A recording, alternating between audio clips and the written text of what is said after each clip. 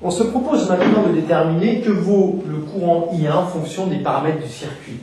La tension E, on la retrouve au bord de cette résistance R1, donc E égale R1 fois I1. Et on a de la même façon E égale R indice N fois I indice N.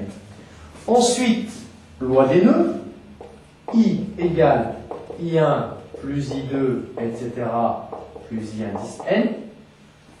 Donc voilà, à partir de là, on va pouvoir travailler.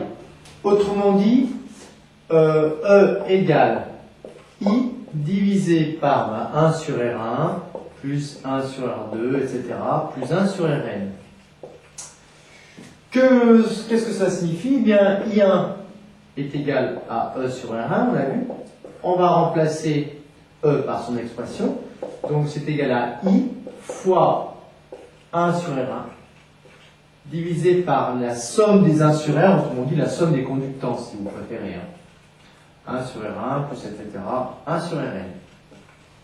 Voilà l'expression du diviseur de courant. Alors par exemple, si on voulait avoir I2 et utiliser cette expression, on pourrait dire que I2 est égal à quoi?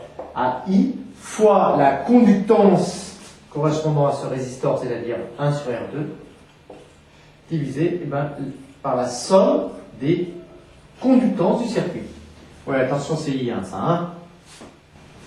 Alors, analysons cette formule pour voir si elle a une réalité physique évidente.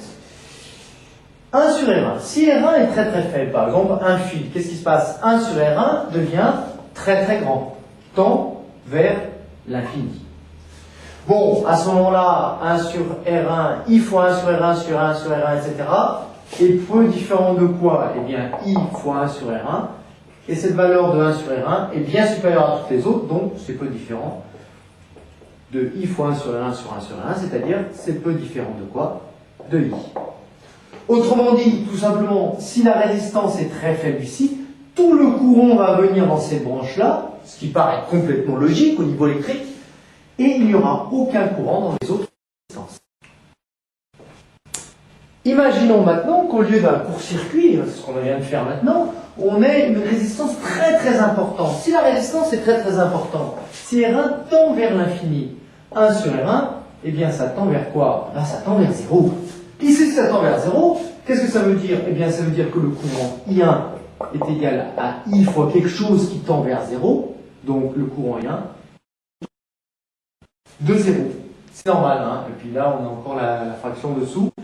Sur la tend vers 0, le reste a une valeur définie.